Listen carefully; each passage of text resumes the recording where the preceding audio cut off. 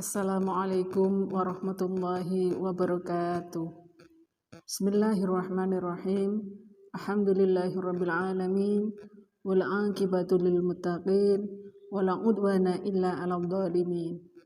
Wassalatu wassalamu ala asrafil anbiya'i wal mursalin sayyidina Muhammadin wa ala alihi wa sahbihi ajmain, amma ba'du. Para pemirsa yang dirahmati oleh Allah Subhanahu wa taala, dalam kajian-kajian kitab fikih sering kita mendengar istilah mukallaf. Apa itu mukallaf? Atau siapa itu mukallaf? Mukallaf adalah orang yang sudah terbebani oleh syariat-syariat Islam. Wajib baginya untuk menjalani atau menjalankan perintah-perintah Allah dan menjauhi larangan-larangan Allah. Mukallaf ada beberapa kriteria. Yang pertama, akil atau berakal. Orang dikatakan mukallaf kalau dia punya akal yang sehat. Jadi orang gila tidak dibebani perintah-perintah agama. Yang nomor dua adalah baligh. Kalau seseorang sudah dikatakan baligh dengan tanda-tanda baligh, maka dia bisa dikatakan sebagai mukallaf. Yang ketiga, salamatul hawas.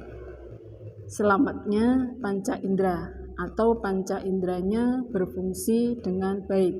Dia dapat melihat, dia dapat mendengar syariat-syariat Islam sampai kepadanya. Maka ia wajib mematuhi, menjalankan perintah-perintah agama. Yang keempat, bulughud dakwah. Sampainya ajakan atau ajaran Islam sampai kepadanya. Jadi tidak berdosa apabila seseorang misalkan tinggal di daerah pedalaman yang tidak tersentuh ajaran-ajaran Islam, maka dia tidak wajib mematuhi syariat-syariat Islam. Yang kelima, tentu saja ia beragama Islam. Orang Islam otomatis wajib menjalankan syariat-syariat Islam. Orang ghairul Islam maka tidak punya kewajiban untuk mematuhi syariat-syariat agama Islam. Jadi mukallaf ada 5, akil, baligh, kemudian salamatul hawas, bulughud dakwah, dan dia beragama Islam.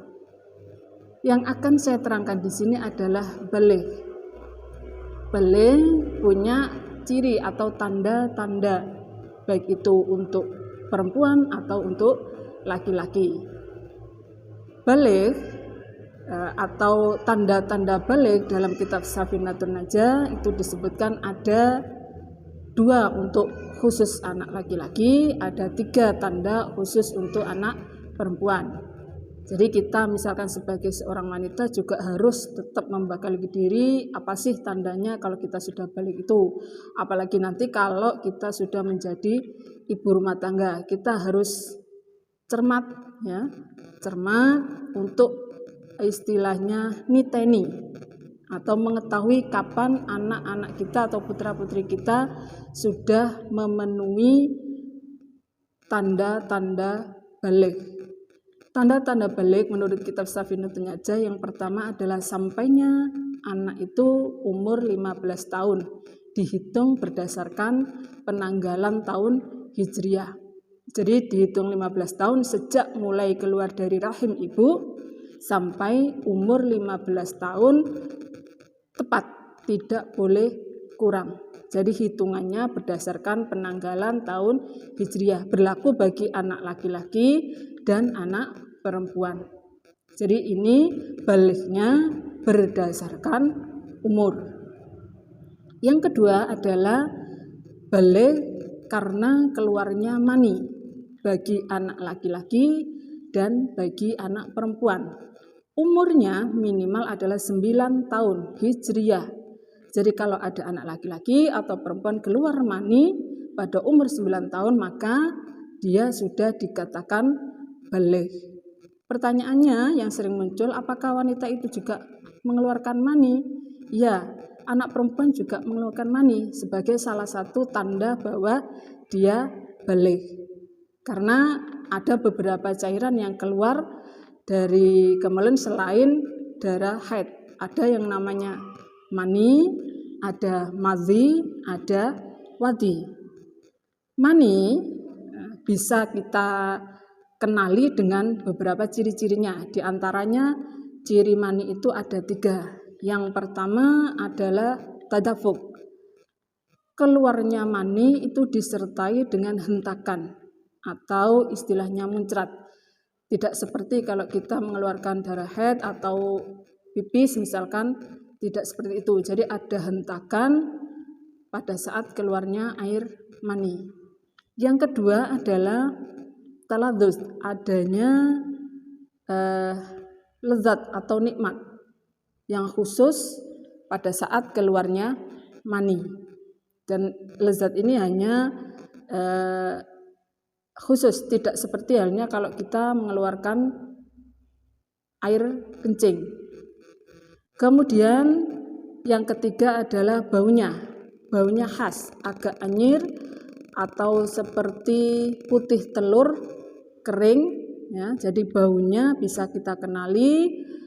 Kemudian keluarnya disertai dengan rasa nikmat, dan cara keluarnya adalah dengan cara tadafuk atau memancar atau hentakan.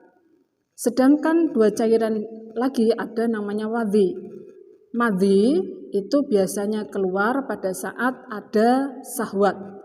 Jadi terasa nikmat, tapi tidak sampai puncak seperti halnya mani.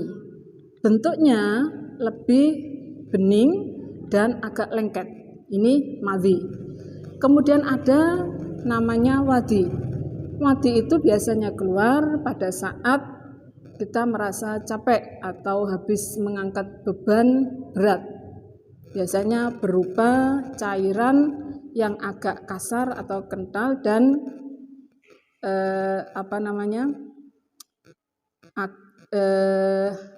putih, ya, agak kasar, dan itu cara membersihkannya cukup dibasuh dan berwudu. Sedangkan kalau mani itu harus dengan mandi besar. Jadi bedanya mani, kalau mani hadas besar, kalau madhi dan wadhi hadas kecil.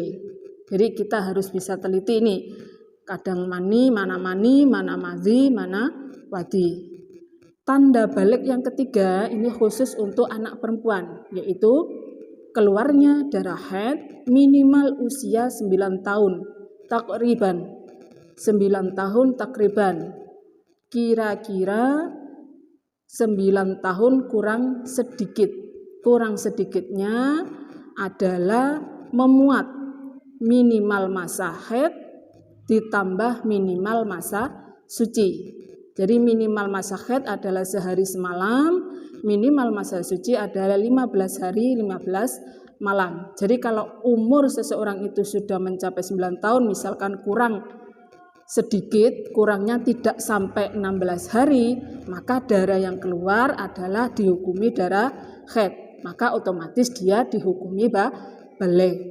Jadi kurangnya tidak boleh lebih dari 16 hari 16 malam. Nah, ini yang harus kita catat, bahwa perhitungannya ini kembali lagi dihitung berdasarkan kelahiran, tanggalnya tanggal penanggalan tahun Hijriah. Karena beda jumlah tahun Hijriah dan tahun Masehi itu beda.